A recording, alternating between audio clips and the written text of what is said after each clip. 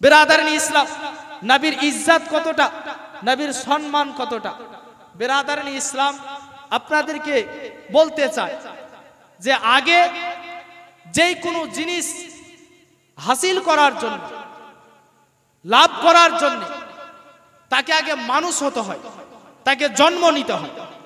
বিরাদারানি ইসলাম, যেমন আমি একটা ছোটখাটো মৌলবি হয়েছি, কিন্তু মানুষ হয়ে জন্ম নিয়েছি আগে, মৌলবি হয়েছি পরে, তাই কি না?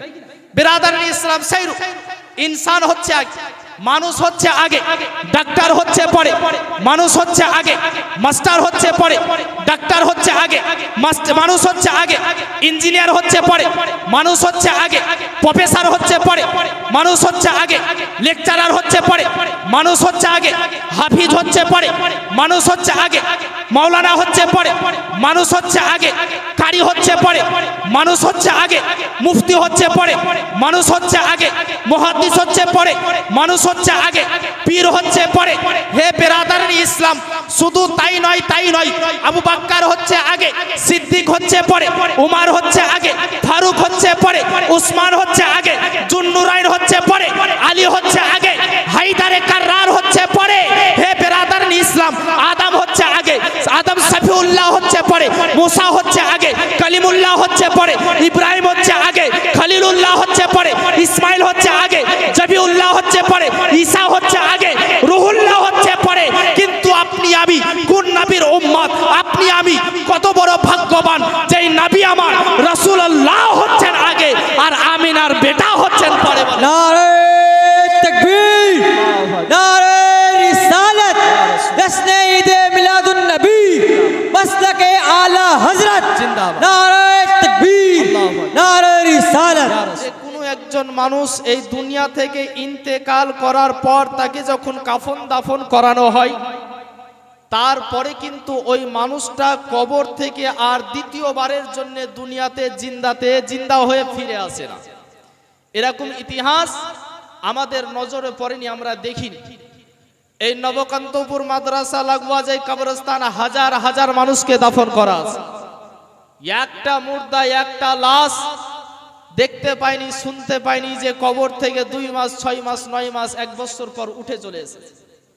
এরকম আমরা দেখতে পাইনি, কোথাও এরকম ঘটনা ঘটেনি। কিন্তু আল্লাহর নবীর একজন বিখ্যাত সাহাবী, যিনার নাম হযরতে উমরে ফারুক রাদিয়াল্লাহু তাআলা আনহু, তিনার আমলে, তিনার জামানায় এরকম একটা ইতিহাস, এরকম একটা ঘটনা ঘটেছে। বিরাদারানি ইসলাম,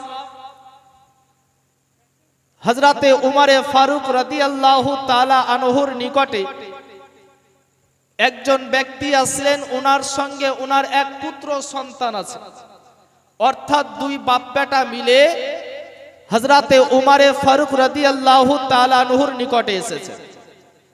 সালাম করলেন, উমরে ফারুক রাদিয়াল্লাহু তাআলা সালামের উত্তর দিলেন, সম্মুখে বসার অনুমতি দিলেন। দীর্ঘক্ষণ সময় ধরে হযরতে উমরে ফারুকের সঙ্গে কথাবার্তা আলোচনা করলেন। আল্লাহর নবীর সাহাবী হযরতে উমরে ফারুক দেখছেন, প্রথম থেকে লক্ষ্য করে দেখছেন যে এদের বাপ বেটার মধ্যে যে এত মহাব্বত, পাশাপাশি 2 বাপ বেটাতে বসে আছে, এদের বাপ বেটার মধ্যে এত মহাব্বত, এত প্রেম প্রীতি, এত ভালোবাসা। আল্লাহর নবীর সাহাবী হযরতে উমরে ফারুক বলেন যে বাপ বেটার মধ্যে এত মহাব্বত আমি উমর এদের চাইতে আর দ্বিতীয় কাউকে দেখিনি। বলেন সুবহানাল্লাহ। বলে এদের বাপ বেটার মতো মহাব্বত আমি উমর দ্বিতীয় কাউকে দেখিনি, এতটা মহাব্বত এদের বাপ বেটার মধ্যে।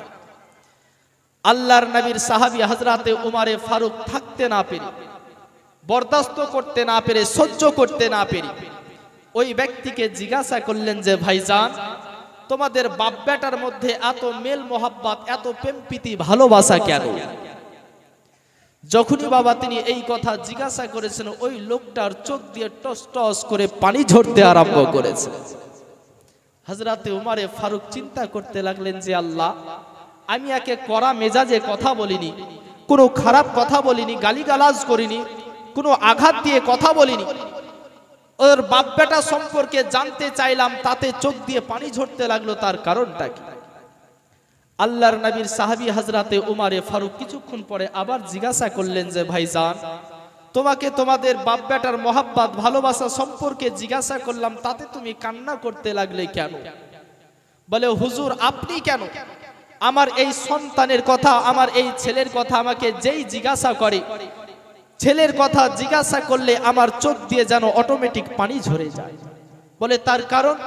বলে হুজুর তার কারণ হচ্ছে এটাই যে আমার এই সন্তানটাকে 9 মাস পর কবর থেকে জিন্দা অবস্থায় ফিরিয়ে পেয়েছি। জোরে বলেন সুবহানাল্লাহ। আরেকটু জোরে বলা যাবে না?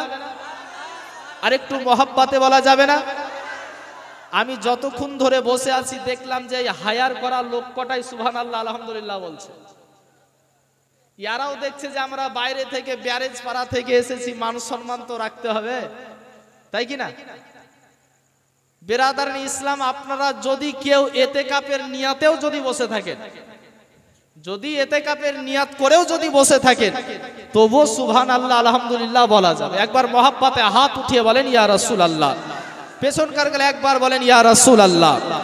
বেরাদারান ইসলাম, হযরতে উমরে ফারুক রাদিয়াল্লাহু তাআলা আনহু জিজ্ঞাসা করলেন যে ভাইজান তার কারণটা কি? 9 মাস পর তোমার ছেলেকে কবর থেকে জিন্দা অবস্থায় ফিরিয়ে পেলে আমি পরিষ্কার বুঝতে পারলাম না, বিষয়টা একটু খুলে বলো। এর কারণটা কি যে 9 মাস পর তুমি তোমার ছেলেটাকে কবর থেকে জিন্দা অবস্থায় ফিরিয়ে পেলে?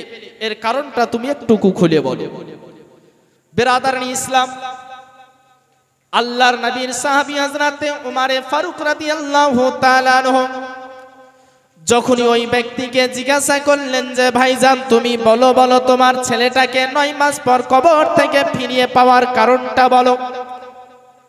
ওই ব্যক্তি তখন হযরতে উমরে ফারুককে বলতে আছেন, ওগো আল্লাহর নবীর সাহাবী উমর, আমি আমার এই সন্তানটাকে, আমার এই ছেলেটাকে 9 মাস পর কবর থেকে ফিরিয়ে পেয়েছি। এর পেছনে একটা বড় ধরনের রহস্য আছে, এর পেছনে একটা বড় গল্প লুকিয়ে আছে গো হুজুর। বলে গল্পটা কি তুমি একটু খুলে বলো। ওই ব্যক্তি বলে হুজুর গো, আমার এই সন্তানটা যখন আমার বিবির পেটের মধ্যে ছিল, আমার এই বাচ্চা যখন আমার স্ত্রীর গর্ভের মধ্যে ছিল, আমার বিবির পেটের মধ্যে যখন আমার এই সন্তানের বয়সটা 9 মাস হয়েছিল, তখন আমি একটা কাজকর্ম করার জন্য, আমি ব্যবসা বাণিজ্য করার জন্য বিদেশে রওনা হয়েছিলাম। হুজুর গো, আমি বিদেশে যাওয়ার পরে একটা কাজ পেয়েছিলাম, যেই কাজটা আমাকে একদিন 2 দিন, 1 সপ্তাহ, 2 সপ্তাহ, 1 মাস, 2 মাস নয়, বরং পর পর টানা 9 মাস ধরে আমাকে কাজখানা করতে হয়। কিন্তু হুজুর গো, সেই সময় বাবা মোবাইলের কোনো রকমের ব্যবস্থা ছিল না, সেই সময় সোশ্যাল মিডিয়ার কোনো ব্যবস্থা ছিল না, সেই সময় ইন্টারনেটের কোনো রকমের ব্যবস্থা ছিল না। সেই সময়তে মানুষের খবর লেনদেন হতো বাবা চিঠিপত্রের দ্বারাতে। অনেক মানুষের চিঠিগুলো হয়তো সঠিকভাবে পৌঁছাতো না। ও ব্রাদার ইসলাম, তিনি 9 মাস বিদেশে কাজ করাকালীন নিজের বাড়িতে অনেকগুলো চিঠিপত্র পাঠিয়েছে, কিন্তু তার বাড়িতে কোনো রকমের চিঠিপত্রগুলো এসে পৌঁছায়নি। তিনার বাড়ি থেকে অনেক চিঠিপত্র তিনার কাছে গিয়েছে, কিন্তু তিনার কাছে সেই সমস্ত চিঠিপত্রগুলো পৌঁছায়নি। ব্রাদার ইসলাম, এক কথাই 9 মাস যে তিনি বিদেশে কাটাচ্ছেন, 9 মাস ধরে বাড়ির মানুষের সঙ্গে কোন রকমের কথাবার্তা হয় না, বাড়ির মানুষের কোন রকমের খবর লেনদেন তিনি করতে পারে না। 9 মাস কাজকর্ম করার পরে এবারে বাড়ি আসার উদ্দেশ্যে তিনি রওনা হয়েছেন। আর বাড়িতে ফিরে আসার পরে বাড়ির মেন দরওয়াজায় বাবা তিনি দাঁড়িয়ে দাঁড়িয়ে এসে নিজের মহব্বতের বিবিকে, নিজের ভালোবাসার বিবিকে ডাক দিতে আছে, বিবি আমি তোমার স্বামী, আজকে তোমার বাড়িতে এসেছি। বলে বিবি আমি তোমার স্বামী, 9 মাস পর আজকে বাড়িতে ফিরে এসেছি। আর এখনকার বর্তমান সময়ে আপনার বাবা কথাবার্তা বলার কোন রকমের অসুবিধা হয় না। বলে কথাবার্তার তো অসুবিধা হয় না, বলে দেখা শোনারও কোন রকমের অসুবিধা হয় না। আর এখন আপনার এই বড় অ্যান্ড্রয়েড ফোন উঠাতে আপনার মেয়ের বাপের, ছেলের বাপের অনেক খরচাও কমে গিয়েছে। বলছে জামাই বহুও দেখা হচ্ছে মোবাইলে। বলে বাড়ি যাওয়ার দরকার নাই, মোবাইলেই হবে দেখাশোনা। ভুল বললাম? মোবাইলেই সব দেখাশোনা হচ্ছে। কিন্তু বাবা সেই সময়তে কোনো রকমের মোবাইল ছিল না। তিনি 9 মাস পর নিজের বাড়িতে এসে নিজের বিবিকে ডাক দিচ্ছেন। একবার, দুইবার, তিনবার, চারবার, পাঁচবার, সাতবার তিনি ডাক দিচ্ছেন, কিন্তু বাড়ির ভিতর থেকে কোনো রকমের আওয়াজ পাওয়া যায় না। বাড়ির ভিতর থেকে কোনো মানুষ যেন বেরিয়ে আসে না। ওই ব্যক্তির আওয়াজ শুনে বাবা প্রতিবেশীর মানুষ এসে হাজির হয়ে গেল। আর প্রতিবেশীর মানুষ এসে হাজির যখন হয়েছে, প্রতিবেশীর মানুষ বলে, ভাইজান শোনো শোনো, আজকে তুমি বিদেশ থেকে বাড়িতে ফিরে এসেছো, আর বাড়িতে আসার পরে তুমি তোমার যেই বিবিকে ডাক দিতে আছো, তোমার স্ত্রীকে ডাক দিতে আছো, তোমার স্ত্রী তো ভাই তোমার বাড়িতে নাই, বরং তোমার বিবি তোমার বাড়ি ত্যাগ করে চলে গিয়েছে। তোমার বিবি তোমার বাড়ি ঘরকে ছেড়ে চলে গিয়েছে। আপনার মতো আমার মতো মানুষ হলো হয়তো ভাবতাম যে আমার চাইতে হয়তো চিকন চামড়ার কোনো ছেলেকে পেয়েছে, ওরা হাত ধরে চলে গিয়েছে, তাই কি না? আমার রং কালো, হয়তো আমার চাইতো চিকন কোনো চ্যাংড়াকে পেয়েছে, চিকন কোনো যুবককে পেয়েছে। আপনার আমার বিবি হলো হয়তো আপনার আমার হাতটাকে ছেড়ে অন্য কারো সঙ্গে চলে যেত, যাচ্ছে অনেকে। আরে যুবক যুবতী তো পালিয়ে গিয়ে বিয়ে করছে, এটা বড় আশ্চর্যের ব্যাপার নয়। এখন বর্তমান সমাজে দেখতে পাওয়া যাচ্ছে 3টা 4টা বেটা বিটির মা বাপ এরাও পালিয়ে গিয়ে বিয়ে করছে, সমাজেই দেখতে পাওয়া যাচ্ছে। বেরাদারনি ইসলাম, ওই ব্যক্তি চিন্তা করতে লাগলো যে আমি 9 মাস বিদেশে কাটিয়ে আসলাম, ওই দুঃখে ওই রাগে হয়তো আমার বিবি আমার বাড়ি ছেড়ে তার বাপের বাড়ি চলে গিয়েছে, বা অন্য কারো হাত দিয়ে ধরে হয়তো চলে গিয়েছে। এই চিন্তা ভাবনা করতে করতে প্রতিবেশীর মানুষকে জিজ্ঞাসা করলো, আমার পাড়া প্রতিবেশীর মানুষ তোমরা বলো, আমার বিবি কার বাড়ি গিয়েছে? সে তার বাপের বাড়ি গিয়েছে, না কোনো ভাইয়ের বাড়ি গিয়েছে, কোনো মামার বাড়ি না খালার বাড়ি গিয়েছে? তোমরা একটুকু বলো। যখনই বাবা প্রতিবেশীর মানুষকে এই কথাটা জিজ্ঞাসা করেছে, ওই গ্রামের মানুষ, মহল্লার মানুষেরা নিজের নিজের মাথাগুলোকে নত করে নিয়েছে। তাকে বাবা কোনো মতে উত্তর দিতে পারে না, তাকে তারা উত্তর দেওয়ার চেষ্টা করে না। কয়েকবার জিজ্ঞাসা করার পরে প্রতিবেশীর মানুষ আর দেখলো যে একে তো আর পারা যাবে না, এত বাধ্য করছে উত্তর দিতে, আর উত্তর তো আমাদেরকে দিতে হবে। শেষ পর্যন্ত প্রতিবেশীর মানুষ বলল, ভাইজান শোনো শোনো, তোমার স্ত্রী তার বাপের বাড়ি যায়নি, সে তার কোনো আত্মীয় স্বজনের বাড়ি যায়নি, কোনো ভাইয়ের বাড়ি যায়নি, কোনো বন্ধু বান্ধবের বাড়ি যায়নি। তোমার বিবি এমন একটা বাড়িতে গিয়ে পৌঁছে গিয়েছে, তোমার বিবি এমন একটা জায়গাতে গিয়ে উপস্থিত হয়েছে যেই জায়গায় মানুষ একবার যদি চলে যায় আর দ্বিতীয়বারের জন্য দুনিয়াতে ফিরে না। ওই ব্যক্তির বাবার বুঝতে দেরি হলো না, ওই ব্যক্তি বুঝতে পেরে গেল যে আমার বিবি আর দুনিয়াতে বেঁচে নাই, আমার বিবি সে কবরবাসী হয়ে গিয়েছে, আমার বিবি ইন্তেকাল করে গিয়েছে। যখনই বাবা এই কথাটা শুনে নিয়েছে, তার বুকটা যেন ফেটে গেল। বিবির ইন্তেকালের খবর শুনে তার চোখ দিয়ে বাবা এবারে ঝরঝর করে পানি ঝরতে লাগলো। নিজের চোখের পানিগুলোকে ঝরিয়ে ঝরিয়ে ঝরাতে প্রতিবেশীর মানুষকে বলল, ও আমার পাড়া প্রতিবেশীর মানুষ, আমি তো জানতে পেরে গেলাম, বুঝতে পেরে গেলাম যে আমার বিবি আর দুনিয়াতে বেঁচে নাই, সে ইন্তেকাল করে গিয়েছে। কিন্তু আমার পাড়া প্রতিবেশীর মানুষ, তোমরা একবার বলো বলো, আমি যখন বিদেশে গিয়েছিলাম ব্যবসার জন্য, কাজের জন্য গিয়েছিলাম, তখন আমার স্ত্রীর গর্ভের মধ্যে একটা 9 মাসের সন্তান রেখে গিয়েছিলাম, আমার বিবির পেটের মধ্যে একটা 9 মাসের বাচ্চা রেখে গিয়েছিলাম। তোমরা একবার বলো, আমার বাচ্চাটা কার দায়িত্বে আছে, আমার সন্তানটা কার বাড়িতে আছে? তোমরা একবার বলো। যখনই বাবা এই কথা জিজ্ঞাসা করেছে, প্রতিবেশীর মানুষ আর সহ্য করতে পারলো না, প্রতিবেশীর মানুষ আর থাকতে পারলো না। আর থাকতে না পারার কারণে এবারে বাবা প্রতিবেশীর মানুষ চিৎকার করে কান্না করতে আরম্ভ করেছে। বলে, একে উত্তরখানা দেব কেমন করে, একে জবাবটা দেব কেমন করে, একে বলবো কেমন করে? বলে, ভাইজান রে, তুমি যখন কাজ করার জন্য বাড়ি থেকে তোমার স্ত্রীর গর্ভের মধ্যে পেটে বাচ্চা রেখে তুমি যখন বিদেশে চলে গিয়েছিলে, তুমি বিদেশে যাওয়ার কয়েকদিন পরেই তোমার স্ত্রী ইন্তেকাল করেছে।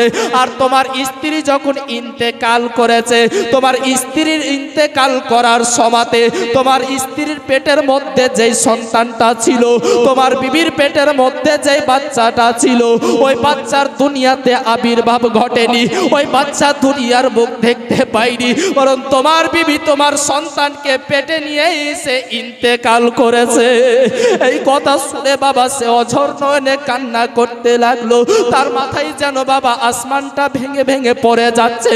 সে চিৎকার করে ডুকরে ডুকরে কান্না করে আর আল্লাহকে বলে, রব্বুল আলামিন, আমি কি অন্যায় করেছিলাম গো আল্লাহ, আমি কি অপরাধ করেছি, কি ভুল করেছিলাম গো আল্লাহ, যে বিদেশ থেকে বাড়িতে আসার পরে নিজের বিবিকে জিন্দা অবস্থায় দেখতে পাবো না, বিবির পেটের মধ্যে যে বাচ্চা খানাকে রেখেছিলাম ওই বাচ্চাটাকে জিন্দা অবস্থায় দেখতে পেলাম না। ওগো রব্বুল আলামিন, আমি কি অন্যায় করেছিলাম যার শাস্তি তুমি আমাকে এইভাবে দিলে? বেরাদারনি ইসলাম, তার বুকটা যেন ফেটে যাচ্ছে, কলিজা খানা যেন ফেটে যাচ্ছে। নিজের বিবির এবং নিজের সন্তানের মৌতের খবর শুনে অনেসে তখন চিন্তা করতে লেগেছিল, বিবির মৌতের খবর শোনার পরে যে হয়তো আমার বিবি বাচ্চা জন্ম দিতে গিয়ে ইন্তেকাল করেছে, হয়তো বাচ্চা জন্ম দেওয়ার পরে আমার বিবি ইন্তেকাল করেছে। দুনিয়ার বুকে দেখতে পাওয়া যায় রে বাপজিরা যে অনেক মা বোন আমার বাচ্চা জন্ম দিতে গিয়ে ইন্তেকাল করে, অনেক মা বোন বাচ্চা জন্ম দেওয়ার আগেই ইন্তেকাল করে নাই, অনেক মা বোন আবার বাচ্চা জন্ম দেওয়ার পরে ওই দুঃখ যন্ত্রণা বেদনা সহ্য করতে না পেরেও তার ইন্তেকালটা হয়ে যায়। ও আমার আব্বাজান ভাইজানেরা, আপনাদেরকে আমি জোরহাত করে বলতে চাই, আপনাদেরকে রিকোয়েস্ট করতে চাই, অনুরোধ করতে চাই, অনেক যুবকেরা আছে, অনেক বাপ ভাইয়েরা আছে যে কথাই কথাই মহিলাদের ওপরে আক্রমণ করে, কথাই কথাই মহিলাদের উপরে হাত তুলে অত্যাচার করে। ও আমার যুবক সমাজের ভাইরা, আপনারা একটুকু শুনে রেখে দিন, জেনে রেখে দিন। আপনি যদি একটুকু জানতে পারতেন, অনেক ছেলে আছে যারা নিজের মায়ের ওপরে পর্যন্ত আঘাত করে, অনেক ছেলে আছে নিজের বাপের ওপরে হাত উঠিয়ে থাকে। কিন্তু বাবা, একটা ছেলে যদি জানতে পারতো যে ওই ছেলেটাকে জন্ম দেওয়ার জন্য আমার মতো ছোটখাটো একটা মৌলবি যদি আমি জানতে পারতাম যে আমাকে জন্ম দেওয়ার সময় আমার জননী মা কত কষ্ট করেছে, আমাকে জন্ম দেওয়ার সময় তাকে কত দুঃখ যন্ত্রণা সহ্য করতে হয়েছে, আমরা মুসলমান যদি এই জিনিসটা একবার অনুভব করে দেখতাম, আমরা যদি মায়ের ওই জন্ম দেওয়ার সময়টাকে যদি একবার ভেবে দেখতাম, আমরা যদি একবার স্মরণ করতাম, অনুভব করতাম, তাহলে দুনিয়াতে কোনো পুরুষ মানুষ কোনো নারীর ওপরে কোনোদিন হাত উঠাতো না। যদি পুরুষরা জানতো তাহলে কোনো নারীর উপরে, কোনো মহিলার উপরে কোনোদিন কোনো পুরুষ আপনারা হাত উঠাতো না, অত্যাচার করতো না, জুলুম করতো না। বেরাদারনি ইসলাম, ওই ব্যক্তি ভেবেছিল যে হয়তো আমার বাচ্চাকে জন্ম দিতে গিয়ে আমার বিবি ইন্তেকাল করেছে, কিন্তু সে যখন শুনলো যে তার বিবি যখন ইন্তেকাল করে তার বাচ্চাটা তার বিবির পেটের মধ্যেই ছিল। আচ্ছা বলেন দেখি বাবা, এইরকম দৃশ্য হলে মনটা কেমন হবে? এইরকম অবস্থার মধ্যে যদি আপনি আমি পড়ে যাই, এইরকম বিপদের সম্মুখীন যদি আপনি আমি হয়ে যাই, তাহলে তো আমরা সহ্য করতে পারবো না, বরদাস্ত করতে পারবো না। ও বেরাদার ইসলাম, আব্বা জানা আম্মা জানের আগো ওই ব্যক্তি এবারে অঝর নয়নে কান্না করে চিৎকার করতে আছে। আর প্রতিবেশীর মানুষকে বলে, ও আমার পাড়া প্রতিবেশীর মানুষ, আমি তো বুঝতে পেরে গেলাম যে আমার বিবি যখন ইন্তেকাল করে সে পেটের মধ্যে নিজের বাচ্চাটাকে নিয়ে ইন্তেকাল করেছে, কিন্তু তোমরা একবার বলো তোমরা আমার বিবিকে কোন কবরস্থানের মধ্যে দাফন করেছো? তোমরা আমাকে একটু আমার বিবির কবরখানা গিয়ে দেখিয়ে দাও। গ্রামের মানুষ বাবা সঙ্গে করে নিয়ে গিয়ে তার বিবির কবরখানাকে দেখিয়ে দিল। দূর থেকে আঙ্গুলের ইশারা করে বলে ভাইজান দেখো দেখো, ওই দেখো যে কবরখানা দেখতে পাওয়া যায়, ওই কবরখানা হচ্ছে তোমার বিবির কবর। বেরাদারানি ইসলাম, ওই ব্যক্তি নিজের বিবির কবরখানা দেখে দৌড়াতে দৌড়াতে গিয়ে নিজের স্ত্রীর কবরখানাকে জড়িয়ে ধরে অঝর নয়নে কান্না করে আর বিবিকে অনুসরণ করে বলতে আছে, বিবিরে আমি কি এমন অপরাধ করেছিলাম, কি এমন ভুল করেছিলাম, আমার নসিবটা কি এতই খারাপ রে বিবি, যে আমি বিদেশ থেকে আসার পরে তোমার জিন্দা মুখখানা দেখতে পাবো না, বিদেশ থেকে আসার পরে নিজের সন্তানকে দেখতে পাবো না। ও আমার বিবি, কি অন্যায় করেছিলাম, কি অপরাধ করেছিলাম, যে যার শাস্তি আমাকে এই দুনিয়াতে এইভাবে ভোগ করতে হলো। এই বলে বাবা বিবির কবর ধরে কান্না করে উঠে দাঁড়িয়ে গিয়ে আল্লাহর দরবারে দুইখানা হাতকে উঠিয়ে দোয়া করতে আছে বিবির দোয়া মাগফিরাতের জন্য, বিবির রুহে মাগফিরাতের জন্য আল্লাহর দরবারে দোয়া করতে আছে। চোখের পানিকে ঝরিয়ে ঝরিয়ে আল্লাহকে বলে রব্বুল আলামিন, আমি তো বিবিকে জিন্দা অবস্থায় পেলাম না, নিজের সন্তানকেও পেলাম না, কিন্তু আল্লাহ গো আমার বিবি যখন ইন্তেকাল করেছে জানি না কতই তাকে দুঃখ সহ্য করতে হয়েছে, মওতের কষ্টটা তাকে কতই না সহ্য করতে হয়েছে গো আল্লাহ, কিন্তু রব্বুল আলামিন আমি আমার তার স্বামী হয়ে তোমার দরবারে দুইখানা হাতকে উঠিয়েছি গো আল্লাহ। আমার বিবির যদি কোনো রকমের গুনাহ হয়ে থাকে, যদি তার দ্বারাই কোনো অন্যায় কাজ হয়ে থাকে, আমার বিবির দ্বারাই যদি কোনো অপরাধ হয়ে থাকে, পাপের কাজ যদি হয়ে থাকে, আল্লাহ গো তুমি আমার বিবির সমস্ত গুনাহকে আল্লাহ তুমি মাফ করে দিও। এই বলে বাবা আল্লাহর কাছে দোয়া করতে আছে, দোয়া করতে আছে, দোয়া করতে করতে করতে করতে হঠাৎ করে যেন কবরের ভিতর থেকে একটা বাচ্চার আওয়াজ ভেসে আসে। আপনাদের বুঝতে অসুবিধা হচ্ছে, হয় না? তো একবার জোরে বলেন তো সুবহানাল্লাহ, আরেকটু মহব্বতে বলেন ইয়া রাসূলুল্লাহ। কে যদি পায় না বিগো দিদার আপনার, মরণের বেদনা থাকিবে না আর। জোরে বলেন। বেরাদারানি ইসলাম, আমরা যদি কেউ নবীর দিদার পেয়ে যাই তাহলে আমাদের মওতের আর ভয় থাকবে? থাকবে না। বেরাদারানি ইসলাম, আমরা আলা হযরতকে মান্যকারী ব্যক্তি। আলা হযরতের অগণিত কারামাতের মধ্যে একটা ছোট্ট কারামাত আপনাদের সম্মুখে বলি। আমার আলা হযরত একদিন মসজিদে নামাজ পড়ার পর তিনার ভক্ত মুরিদদেরকে জিজ্ঞাসা করছেন, এই আমার ভক্ত মুরিদেরা, তোমরা কি কেউ নবীকে দেখতে চাও? জোরে বলেন সুবহানাল্লাহ। বলে তোমরা কেউ নবীকে দেখতে চাও? বলে হুজুর, নবীকে তো চামড়ার চোখে আমরা কোনোদিন দেখিনি, যাদের নসিব ভালো তারা হয়তো স্বপ্নে দেখেছে, কিন্তু নবীকে যদি দেখতে পাই তাহলে অবশ্যই আমরা নবীকে দেখতে চাই। আমার আলা হযরত বললেন যে ঠিক আছে, আগামী কাল এশার নামাজের পর আমি যখন মসজিদ থেকে বেরিয়ে আসব, তোমরা সবাই আমার সিনার দিকে তাকাবে। বলেন সুবহানাল্লাহ। বেরাদারানি ইসলাম, পরের দিন এশার নামাজের শেষে আমার আলা হযরত কানজুল কারামাত, দরিয়ায়ে রহমত, ইমামে ইশকে মোহাব্বত, ইমামে আহলে সুন্নাত ইমাম আহমদ রাজা খা ফাজলে বেরেলভী রহমাতুল্লাহ আলাই মসজিদ থেকে নামাজ সমাপ্ত করে বাইরের দিকে বেরিয়ে আসছেন। সমস্ত ভক্ত মুসল্লিগণ, সমস্ত মুরিদগণ মসজিদের বাইরে এসে আমার আলা হযরতের সিনার দিকে চাতক পাখির নাই তিনারা তাকিয়ে আছেন, যে দেখি আলা হযরত তো নিজের সিনার দিকে তাকিয়ে থাকতে বলেছেন, দেখি আলা হযরতের সিনাতে কি দেখতে পাওয়া যায়। আমার আলা হযরত রহমাতুল্লাহ আলাই মসজিদ থেকে বেরিয়ে আসার পর মসজিদের দরওয়াজাতে দাঁড়িয়ে গিয়ে এবারে বাবা নিজের জুব্বা মুবারকের বোতামগুলোকে খুলতে আরম্ভ করেছে।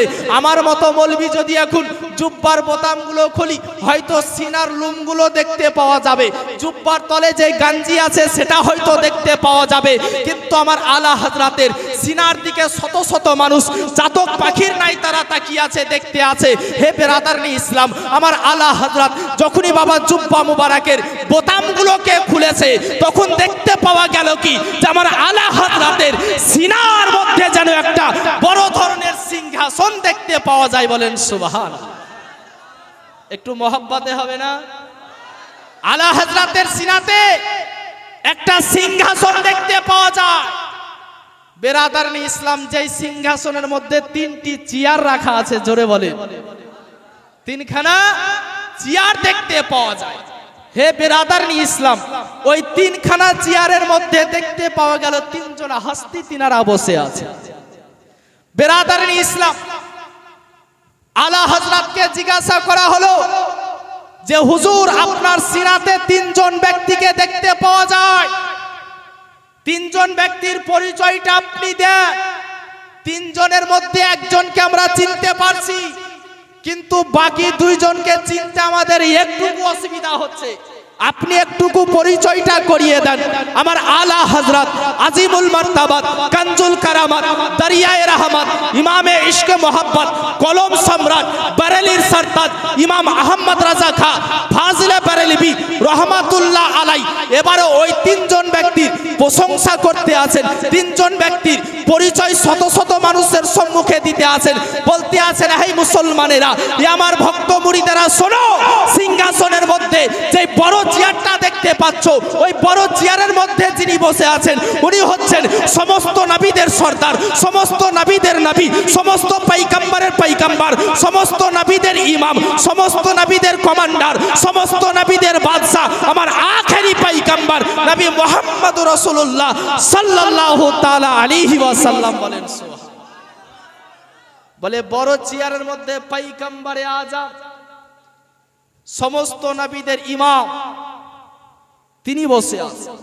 বলে দ্বিতীয় নাম্বার চেয়ারে বলে সমস্ত পীরের পীর, জিনাকে গোটা দুনিয়ার মানুষ বড় পীর বলেছিল, গৌসে সামদানি, কুতবে রব্বানি, শেখ মহিউদ্দিন আব্দুল কাদের জিলানী ওয়া গিলানী রহমাতুল্লাহ আলাই, তিনি যেন একটা চেয়ারে বসে আছেন, বলেন সুবহানাল্লাহ সুবহানাল্লাহ। দ্বিতীয় নাম্বার চেয়ারে স্বয়ং মুজাদ্দিদ আজম, বরেলির সরতাজ, সুন্নিয়াতের জান, সুন্নিয়াতের পেহচান ইমাম আহমদ রাজা খান ফাজলে বরেলভি রহমাতুল্লাহ আলাই, তিনি নিজেই আছেন, বলেন সুবহানাল্লাহ সুবহানাল্লাহ। क्या बात है। ইসলাম আলা হযরত ওই ব্যক্তির নাম যিনি আপন সিনার মধ্যে, নিজের সিনা মুবারকের মধ্যে ভক্ত মুরিদদেরকে আমার রাসূলে পাকের দিদার করাতে পারেন, বলেন সুবহানাল্লাহ সুবহানাল্লাহ। আলা হযরত বিরাদারনি ইসলাম, তো আমরা যদি ওই নবী মুস্তাফার দিদার একবার পেয়ে যাই, তাহলে আমাদের আর কারো মওতের ভয় থাকবে না। এটা আমাদের ঈমান, আমাদের বিশ্বাস। তাই শায়র কি বলছেন, একবার জোরে বলেন সুবহানাল্লাহ। কে যদি পায় না বিগো দিদার আপনার, মরণের বেদনা থাকিবে না আর, আসিবেন না বিজি মোদের লাগিয়া, আসিবেন না বিজি মোদের লাগিয়া, ইয়া রাসূলুল্লাহ, জোরে জোরে সবাই পড়েন, ইয়া হাবিবাল্লাহ, ইয়া রাসূলুল্লাহ, ইয়া হাবিবাল্লাহ। মারা যাবার পরে রাখিবে না ঘরে, গোসল করাবে ঘরের বাইরে, দাফন করিবে অন্ধকার কবরে, নিয়োগ নবীজি কোলে তুলিয়া, ইয়া রাসূলুল্লাহ, ইয়া হাবিবাল্লাহ, ইয়া রাসূলুল্লাহ, ইয়া হাবিবাল্লাহ। ও আমার আব্বাজান আম্মাজানেরা গো, ওই ব্যক্তি বাবা যখনই কবরের ভিতর থেকে একটা বাচ্চার আওয়াজ শুনতে পেয়েছে, ওই আওয়াজ শোনার পরে তিনি দৌড়াতে দৌড়াতে আলেম ওলামার কাছে মশওয়ারা নেওয়ার জন্য চলে গেলেন। আলেম ওলামার কাছ থেকে যুক্তি পরামর্শ আলোচনা করার পরে তিনি অনুমতি নিয়ে আসলেন যে তিনার বিবির কবরের ভিতর থেকে কেন একটা বাচ্চার কান্নার আওয়াজ শুনতে পাওয়া যায়, বাচ্চার আওয়াজ কিসের জন্য তার স্ত্রীর কবর থেকে আসে। বিরাদারনি ইসলাম এই মশওয়ারা নিয়ে আসলেন, কবর খোদন করার ইজাজত নিয়ে আসলেন। 9 মাস আগে তিনি ইন্তেকাল করেছেন, 9 মাস পরে তিনার কবরকে বাবা খোদন করা হচ্ছে। ওই ব্যক্তি নিজের বিবির কবরের উপরের মাটিগুলোকে একটুকু একটুকু করে সরাতে আরম্ভ করলেন। কবরের উপরের মাটিগুলো যখনই বাবা সরা সমাপ্ত হয়েছে, মাটির নিচে যে সমস্ত বাঁশ কাঠগুলো দেওয়া ছিল সেগুলোকে বাবা এবারে একটা একটা একটা একটা করে সরাতে আরম্ভ করেছে। আর বাঁশ কাঠগুলো সরা সমাপ্ত হওয়ার পরে ওই ব্যক্তি এবারে দেখলো নিজের বিবির লাশের দিকে, নিজের বিবির বডি বডির দিকে দেখলো। ওই ব্যক্তিকে জিজ্ঞাসা করা হলো, ভাইজান বলো বলো 9 মাস পরে তুমি তোমার বিবির কবরটা খোদন করেছিলে, কিন্তু তোমার বিবির কবরের মধ্যে তোমার বিবির লাশটা কি অবস্থায় দেখতে পেলে, তোমার বিবির বডিটা কি অবস্থায় ছিল তুমি একটুকু বলো। ওই ব্যক্তি বলে, ও দুনিয়ার মুসলমান তোমরা শুনে রেখে দাও, জেনে রেখে দাও, আমি বিবির কবরের উপর মাটিগুলো সরালাম, কাঠবাসগুলোকে যখন সরালাম, নিজের বিবির বডির দিকে যখন আমি নিজের দৃষ্টিপাত করলাম, তখন আমি দেখতে পেলাম আমার বিবির মাথার চুল থেকে নিয়ে তার পায়ের তলা পর্যন্ত শরীরের সমস্ত অংশের মধ্যে আল্লাহ পাক শুধুমাত্র একটা জায়গাকে, আমার বিবির বডির মধ্যে একটা অঙ্গকে আল্লাহ পাক সহি সালামতে রেখেছেন, বাকি মাথা থেকে নিয়ে পা পর্যন্ত সমস্ত বডি যেন মাটির সঙ্গে মিশে গিয়েছে। সুবহানাল্লাহ, সুবহানাল্লাহ। বলে আমার স্ত্রীর শরীরের মধ্যে আল্লাহ পাক একটা জায়গাকে সহি সালামতে রেখেছেন, একটা জায়গাকে আল্লাহ পাক হেফাজতে রেখেছেন, বাকি সমস্ত অঙ্গ, বাকি সমস্ত বডিকে বলে 2খানা হাত, 2খানা পা, চোখ মুখ নাক কান মাথার চুল মাথাগুলো পেট পিঠ সব যেন বাবা মাটির সঙ্গে মিশে গিয়েছে। ওই ব্যক্তিকে জিজ্ঞাসা করা হলো, ভাইজান বলো বলো আল্লাহ পাক তোমার বিবির শরীরের মধ্যে কোন জায়গাখানাকে হেফাজতে রেখেছিল, কোন জায়গাখানাকে জিন্দা তাজা টাটকা করে রেখেছিল?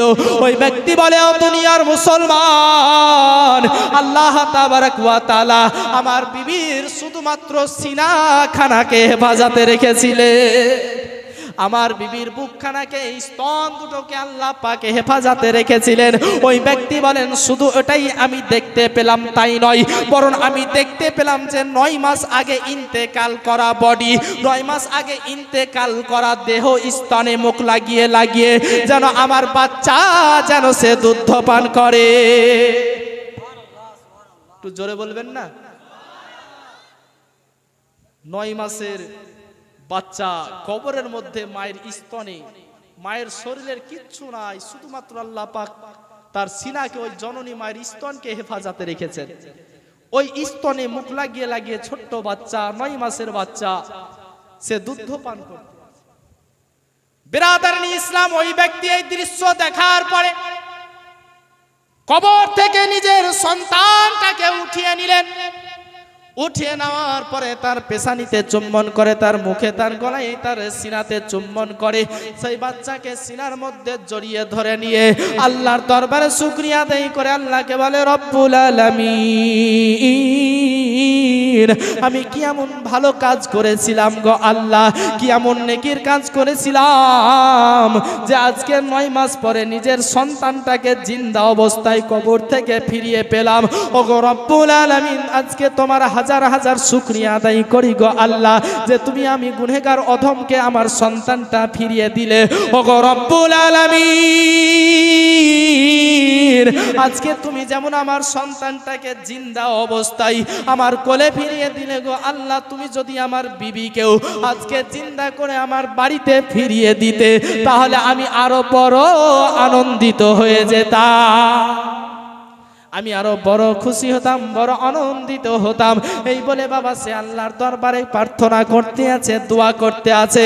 ইতিমধ্যে বাবা গায়েব থেকে একটা আওয়াজ ভেসে চলে আসলো, বান্দারে, ও আমার বান্দা শুনে নে, শুনে নে, আজকে তুই তোর সন্তানটাকে 9 মাস পর কবর থেকে জিন্দা অবস্থায় ফিরিয়ে পেলি, এটাও হচ্ছে তোর নিজেরই একটা ভালো গুণের কারণ। আর মরা অবস্থায় তোর বিবিকে দেখতে পেলি, এটাও হচ্ছে তোরই একটা নিজেরই দুর্বলতার কারণ। বলে সন্তানকে জিন্দা পেলি, এটাও তোর একটা ভালো গুণের কারণ, আর তোর বিবিকে মরা পেলি, এটাও হচ্ছে তোরই একটা নিজের দুর্বলতা, কমজোরির কারণ। বলে আল্লাহ, কেন আমি কি এমন ভালো কাজ করেছি যে নিজের সন্তানকে জিন্দা পেলাম? আর কি এমন আমার কাজের মধ্যে দুর্বলতা ছিল, কমজোরি ছিল, যেই দুর্বলতার কারণে, যেই কমজোরির কারণে আমার বিবিকে মরা অবস্থায় দেখতে হলো? গায়েবী আওয়াজ ভেসে এসে বলে, বান্দারে, তুই যখন বিদেশে যাওয়ার জন্য রওনা হয়েছিলি, বিদেশে যাওয়ার জন্য যখন বাড়ি থেকে বের হয়েছিলি, বাড়ি থেকে বের হওয়ার আগে তুই বাড়িতে 2 রাকাত নফল নামাজ পড়েছিলি। বলে বাড়িতে 2 রাকাত নফল নামাজ পড়েছি। বলে বান্দারে তুই 2 রাকাত নফল নামাজ পড়ার পরে তুই আমার দরবারে হাত উঠিয়ে দোয়া করেছিলি আর বলেছিলি আল্লাহ গো আমার বিবির পেটের মধ্যে একটা সন্তানকে রেখে গেলাম, ওগো রব্বুল আলামিন আমি যখন বিদেশ থেকে নিজের বাড়িতে ফিরে আসব তখন তুমি আমার সন্তানটাকে সহি সালামতে আমার কোলে দিও, তুমি আমার সন্তানকে সহি সালামতে সুস্থভাবে তুমি আমার সন্তানটা আমার কোলে দিও। ও আমার বান্দারে তুই সেদিন তোর সন্তানের জন্য দোয়া করেছিলি আর আমি আল্লাহ তোর দোয়াখানাকে কবুল করে নিয়েছিলাম, আর তোর দোয়াকে কবুল করে নেওয়ার কারণে তোর সন্তানকে কমবেশ 9 মাস ধরে আমি আল্লাহ কবরের মধ্যে জিন্দা অবস্থায় রেখেছি। ওরে বান্দারে তুই যদি সেদিন তোর সন্তানের নামের সঙ্গে সঙ্গে তোর সন্তানের জন্য যখন দোয়া করেছিলে তার সঙ্গে সঙ্গে যদি তোর বিবির নামটাও একবার নিয়ে নিতি, তোর বিবির জন্য যদি আমার দরবারে একটুকু সুপারিশ করতি, তোর স্ত্রীর জন্য যদি আমার দরবারে একটু আরজি করতি, তাহলে আমি আল্লাহ আজকে তোর স্ত্রীকেও জিন্দা করে ফিরিয়ে দিতাম। বলে তোর স্ত্রীকেও আজকে আমি জিন্দা করে ফিরিয়ে দিতাম, কিন্তু তোর দুর্বলতার কারণে তোর দুয়াতে কমজোরির কারণে তোর বিবিকে তুই আর জিন্দা করে পাবি। আচ্ছা বলে নফল নামাজের পাওয়ার দেখে, নফল নামাজ পড়ে হাত উঠিয়ে দোয়া করেছে। আচ্ছা নফল নামাজের যদি এতটা পাওয়ার থাকে, নফল নামাজের যদি এতটা ক্ষমতা হয়, তাহলে আপনার যেগুলো ফরজ ওয়াজিব সেগুলোর পাওয়ার কতটা হতে পারে। বেরাদারনি ইসলাম, আমরা 11 মাস নামাজের ধার ধারি না, নামাজ পড়তে হবে এটা আমরা স্বপ্নেও কেউ ভাবি না, তাই কি না? কিন্তু বাবা যখন আবার আশুরার রাত আসে, কেউ রাগ করবেন না, দুঃখ করবেন না, আশুরার রাত যখন আসে, সবে বারাতের রাত্রিতে, সবে মেরাজের রাত্রিতে, আপনার লাইলাতুল কাদারের রাত্রিতে তো মুসল্লির অভাব নাই, 27 রাতে মসজিদের নফল নামাজির অভাব নাই। আচ্ছা বলেন ওই নফল নামাজ পড়ে 27 রাতে, সবে মেরাজের রাতে, আশুরার রাতে, সবে বারাতের রাত্রিতে ওই নফল নামাজ পড়ে আপনার কি মনে হয় যে কোনো কাজে আসবে? আসবে? একটু হ্যাঁ হু দিবেন, আসবে?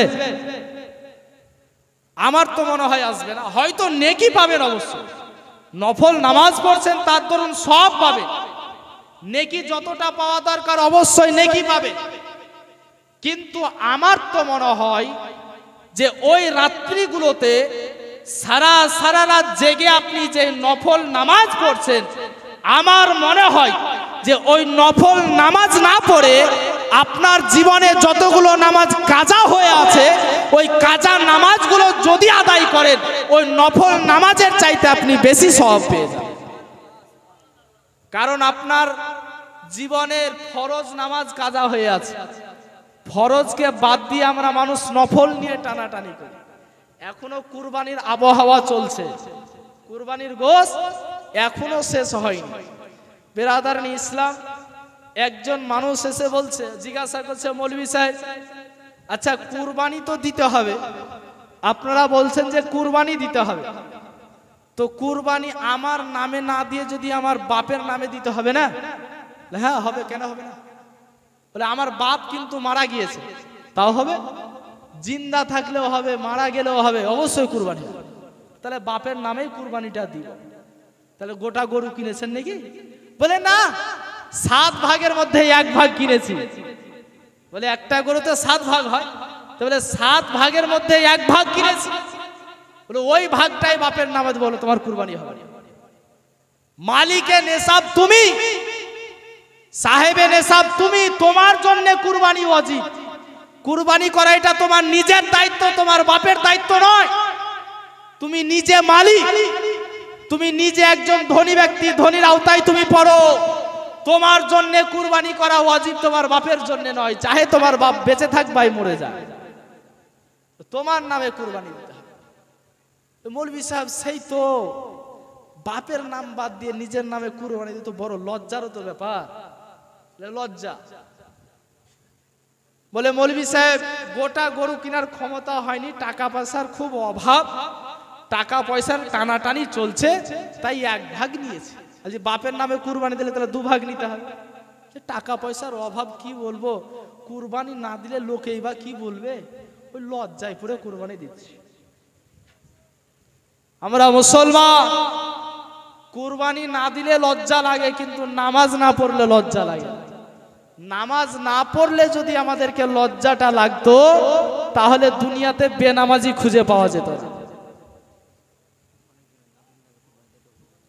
বুঝলেন তো? নামাজ না পড়লে যদি আমাদের লজ্জা লাগতো, তাহলে দুনিয়াতে আপনার বেনামাজি খুঁজে পাওয়া যেত না। বেরাদারনি ইসলাম, আপনি নিজের নামে কুরবানি দেওয়ার পরে, মানে এইসব মশলা বলা আমি নিজের প্রয়োজন মনে করি না, কারণ পার্শ্বে আপনাদের মাদ্রাসা আর যেই সব জায়গাতে আপনার তালবিল মৌলবীর কারখানা, গোডাউন যেখানে, সেখানে কি আর মশলা ফতোয়া বলা যায়? বেরাদারনি ইসলাম, অনেকে আপনার নবী পাক সাল্লাল্লাহু তাআলা আলাইহি ওয়াসাল্লামের নামেও কুরবানি দেয় মোহাব্বতের খাতিরে। অবশ্যই এটা দেওয়া জায়েজ আছে, দেওয়া যায়। নবীর নামে, আমার রাসূল পাকের নামে কুরবানি দেওয়া জায়েজ আছে।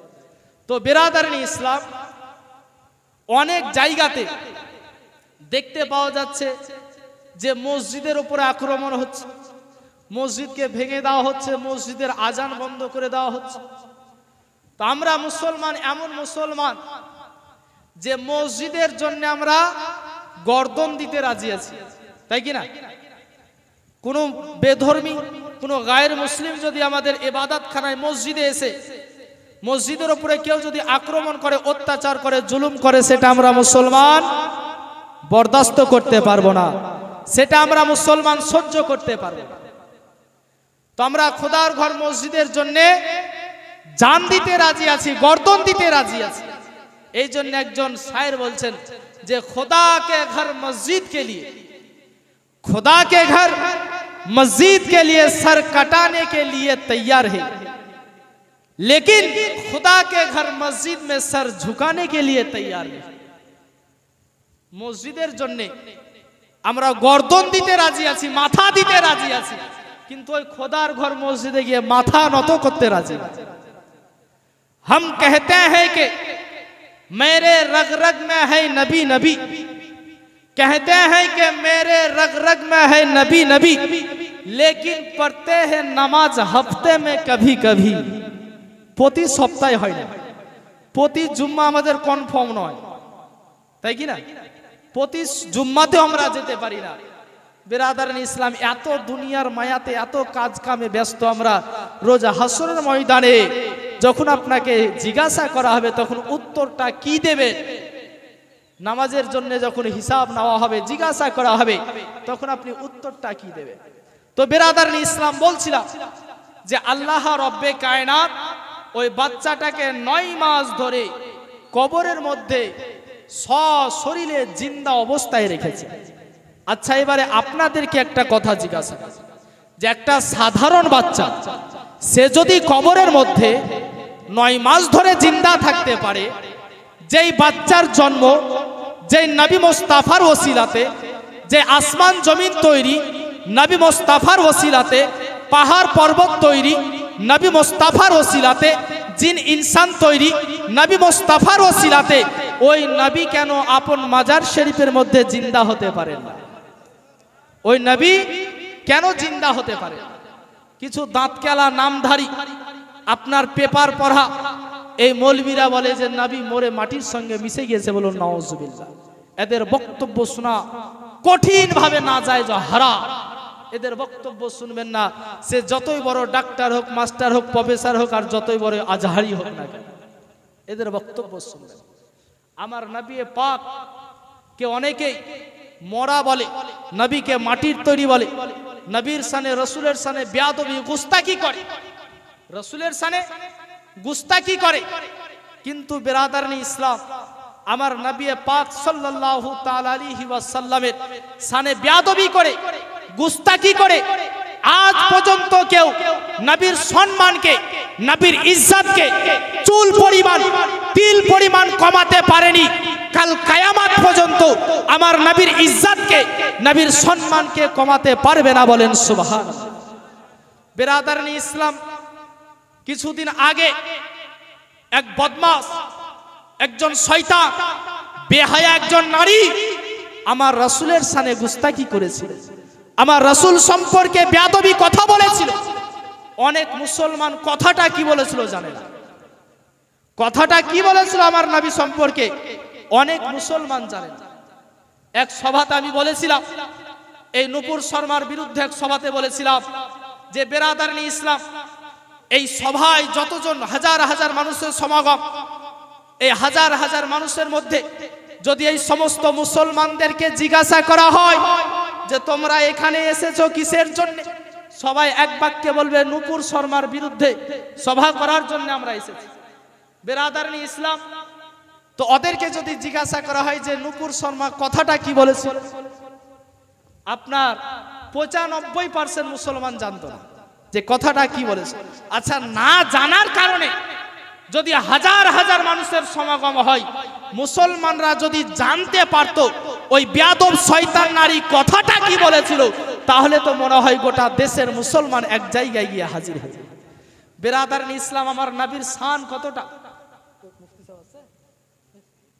আচ্ছা বিরাদারান ইসলাম, নবীর ইজ্জত কতটা, নবীর সম্মান কতটা। বিরাদারান ইসলাম, আপনাদেরকে বলতে চাই যে আগে যেই কোনো জিনিস হাসিল করার জন্য, লাভ করার জন্য তাকে আগে মানুষ হতে হয়, তাকে জন্ম নিতে হয়। বিরাদারান ইসলাম, যেমন আমি একটা ছোটখাটো মৌলবি হয়েছি, কিন্তু মানুষ হয়ে জন্ম নিয়েছি আগে, মৌলবি হয়েছি পরে, তাই কি না? বিরাদারান ইসলাম, সেই ইনসান হচ্ছে আগে, মানুষ হচ্ছে আগে, ডাক্তার হচ্ছে পরে, মানুষ হচ্ছে আগে, মাস্টার হচ্ছে পরে, ডাক্তার হচ্ছে আগে, মানুষ হচ্ছে আগে, ইঞ্জিনিয়ার হচ্ছে পরে, মানুষ হচ্ছে আগে, প্রফেসর হচ্ছে পরে, মানুষ হচ্ছে আগে, লেকচারার হচ্ছে পরে, মানুষ হচ্ছে আগে, হাফিজ হচ্ছে পরে, মানুষ হচ্ছে আগে, মাওলানা হচ্ছে পরে, মানুষ হচ্ছে আগে, কারি হচ্ছে পরে, মানুষ হচ্ছে আগে, মুফতি হচ্ছে পরে, মানুষ হচ্ছে আগে, মুহাদ্দিস হচ্ছে পরে, মানুষ হচ্ছে আগে, পীর হচ্ছে পরে। হে বিরাদারান ইসলাম, শুধু তাই নয়, তাই নয়, আবু বকর হচ্ছে আগে, সিদ্দিক হচ্ছে পরে, উমর হচ্ছে আগে, ফারুক হচ্ছে পরে, উসমান হচ্ছে আগে, জুন্নুরাইন হচ্ছে পরে, আলী হচ্ছে আগে, হায়দারে কাররার হচ্ছে পরে। হে বিরাদারান ইসলাম, আদম হচ্ছে আগে, আদম সফিউল্লাহ হচ্ছে পরে, মুসা হচ্ছে আগে, কলিমুল্লাহ হচ্ছে পরে, ইব্রাহিম হচ্ছে আগে, খলিলুল্লাহ হচ্ছে পরে, ইসমাইল হচ্ছে আগে, জবিউল্লাহ হচ্ছে পরে, ঈসা হচ্ছে আগে, রুহুল্লাহ হচ্ছে পরে। কিন্তু আপনি আমি কোন নবীর উম্মত? আপনি আমি কত বড় ভাগ্যবান, যেই নবী আমার রাসূলুল্লাহ হচ্ছেন আগে আর আমিনার বেটা হচ্ছেন পরে। নারে তাকবীর, নারে রিসালাত, জশ্নে ঈদে মিলাদুন নবী, মাসলাকে আলা হযরত জিন্দাবাদ। নারে তাকবীর, নারে রিসালাত। সুবহানাল্লাহ। বিরাদারান ইসলাম, আপনি আমি কোন নবীর উম্মত? যে নবী রাসূলুল্লাহ হচ্ছেন আগে আর আমিনার বেটা হচ্ছেন পরে। জোরে বলুন সুবহানাল্লাহ। বিরাদারান ইসলাম, আল্লাহ পাক আসমান, জমিন, লৌহ কালাম, ফেরেশতা, জিন, ইনসান আর অন্যান্য নবীদেরকে আল্লাহ পাক তৈরি করেছেন, অন্যান্য নবীদেরকে আল্লাহ পাক দুনিয়ায় পাঠিয়েছেন। বিরাদারান ইসলাম, আল্লাহ পাক যেমন আসমানকে বলেন আসমান তু হি বাতা তু কौन है, জোরে বলেন। आसमान को पैदा किया, फरमाया तू ही बता तू कौन है। जमीन को पैदा किया, फरमाया तू ही बता तू कौन है। सितारों को पैदा किया, फरमाया तू ही बता तू कौन है। सूरज को पैदा किया, फरमाया तू ही बता तू कौन है। आदम को पैदा किया, फरमाया तू ही बता तू कौन है।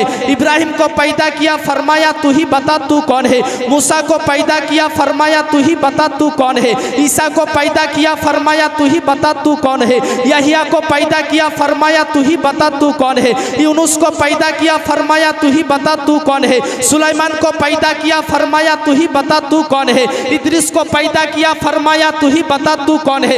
यूनुस को पैदा किया, फरमाया तू ही बता तू कौन है। लेकिन जब मेरे नबी की बारी आई तो रब्बे कायनात ने फरमाया कि ए मेरे पैगंबर, तू बताएगा खुदा कौन और मैं खुदा बताऊंगा আকা মোহাম্মদ কোন বলেন सुभान अल्लाह क्या बात है। আল্লাহ পাক বললেন ই আমার হাবিব আমি বলবো যে নবীকে আর নবী তুমি বলবে যে আল্লাহকে। জোরে বলেন সুবহানাল্লাহ।